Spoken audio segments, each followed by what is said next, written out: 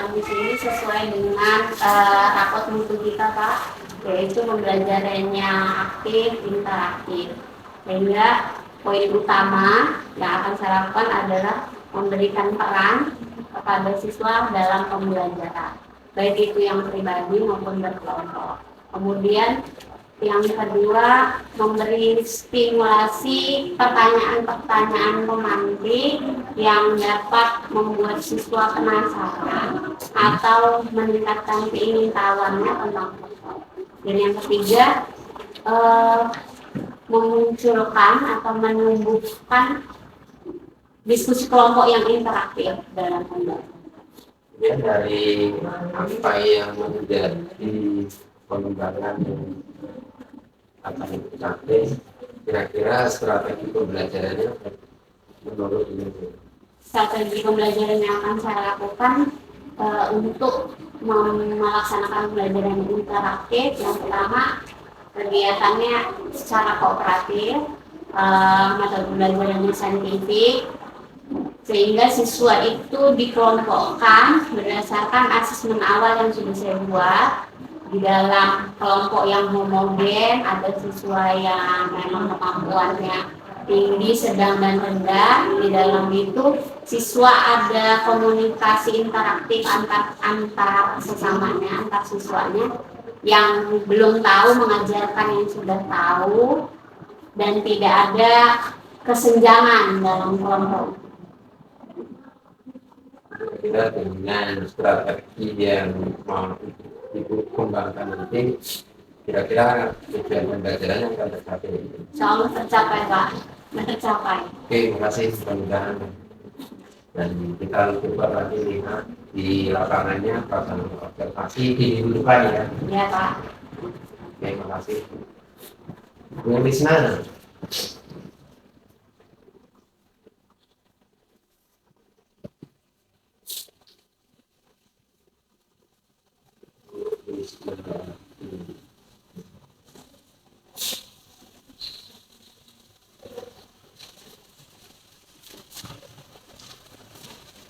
Siap ya Bu, ya minggu depan kita Ya, Pak. ya oke, kita observasi. Ya dari pertanyaan pemateri ini Bu, dalam kegiatan pelaksanaan pembelajaran minggu depan itu apa yang menjadi tujuan pembelajaran? Tujuan yang pertama, siswa itu bisa membedakan yang namanya ancaman sama tantangan ataupun hambatan, Pak. Itu yang pertama. Terus yang kedua, dia bisa mendeskripsikan. Terus yang ketiga, dia bisa menganalisis apa itu yang dinamakan ancaman, tantangan, hambatan dalam intervensi masyarakat.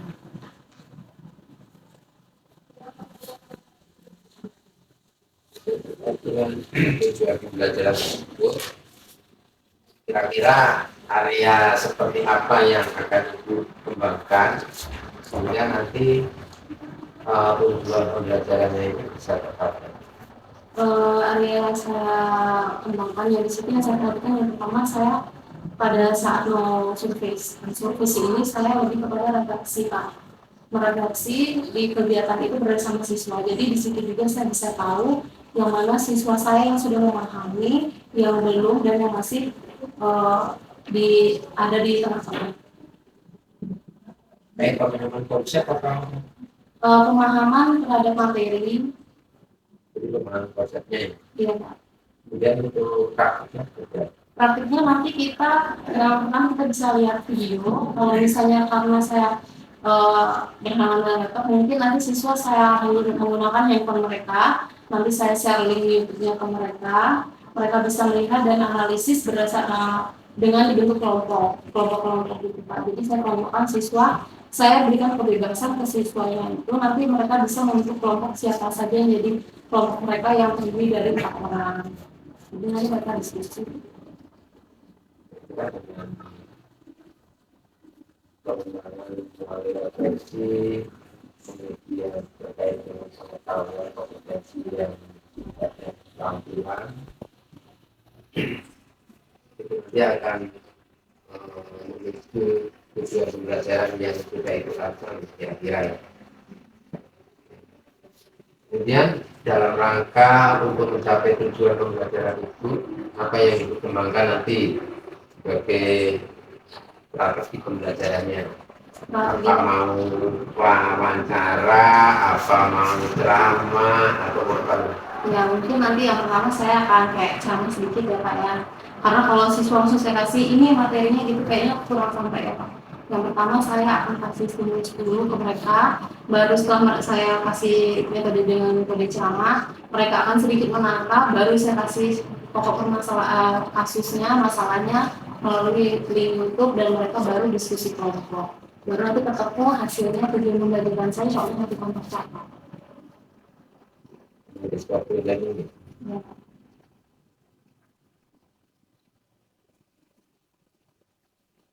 Kemudian butuh alat atau media pembelajaran. Sebetulnya gitu Pak. Ya laptop, terus LCD, pengeras suara. Tadi kan itu juga mau lihat YouTube, tentunya kan menemukan alat-alat yang mendukung terkait dia. Ya nanti ketemu di depan ya. Iya Pak. Ke Bu Rafika ini bimbingan konseling. RPL.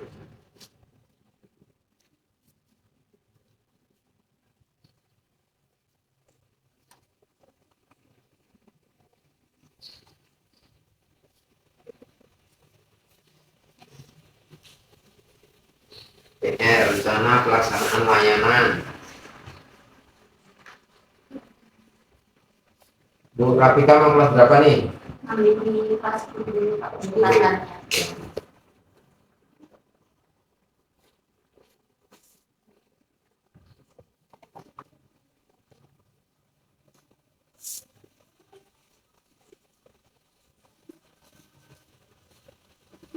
Yang kelas 10.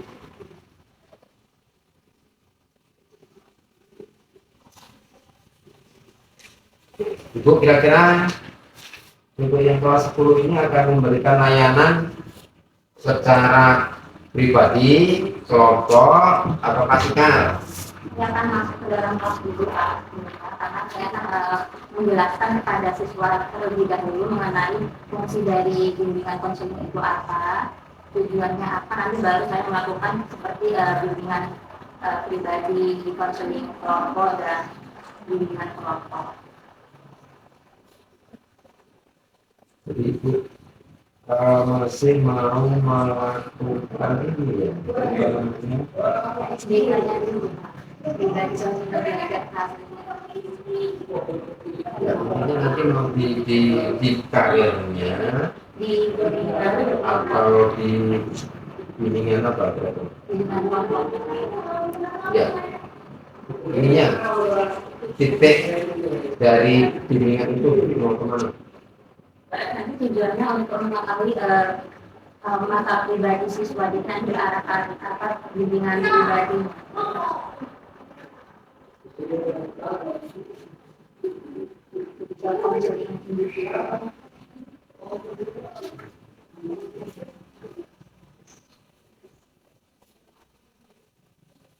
Jadi Ibu akan melakukan dulu secara klasikal ya, secara klasikal.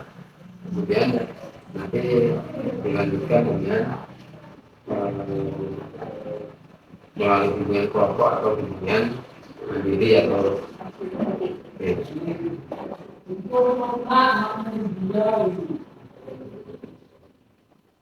terus kira-kira Bu, kalau Ibu sudah melakukan itu nanti ada strategi nggak yang Ibu kira-kira mau kembangkan dari hasil nanti Ibu melakukan bimbingan secara klasikal itu, apa yang menjadi Dari saya setelah melakukan bimbingan klasikal nanti saya membentuk bimbingan kelompok. Dari bimbingan kelompok itu saya akan mengetahui permasalahan terberat dari setiap siswa itu, permasalahan siapa yang harus saya angkat dan saya ungkapkan. Setelahnya itu nanti baru saya melakukan konseling individu untuk memperlanjut permasalahan dari peserta tersebut, untuk menindaklanjuti agar permasalahan yang dihadapi siswa tersebut dapat terentaskan.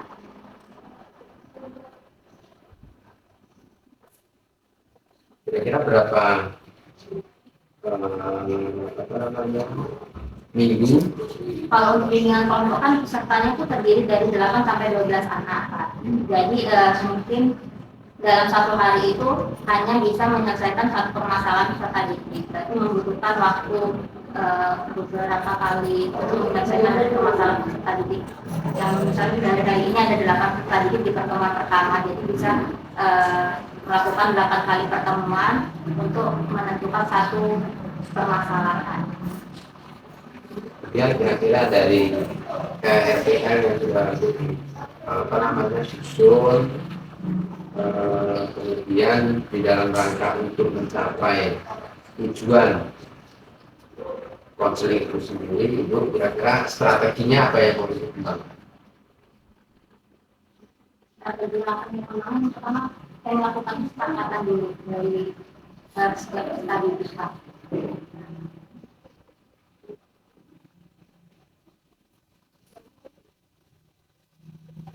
Kesepakatan dengan peserta didik per individu atau klasikal? Klasikal.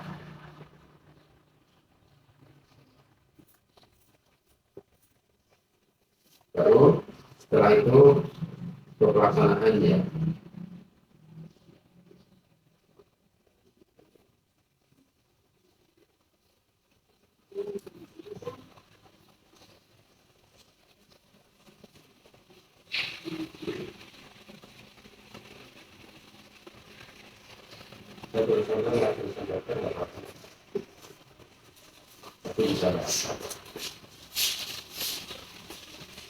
Oke, Bu Rafika, saya sudah mencoba memahami apa yang dituangkan itu dalam RCR. Kemudian dari pertanyaannya saya sampaikan tadi, sebetulnya ini adalah menggali aja dari apa yang disebut programkan di RCR.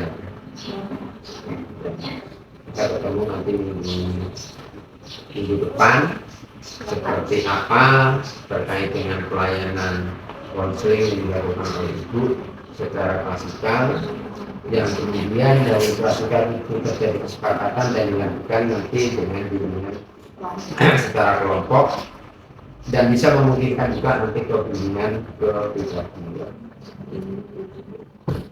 Oke ya, untuk semua bapaknya dengan saya sendiri.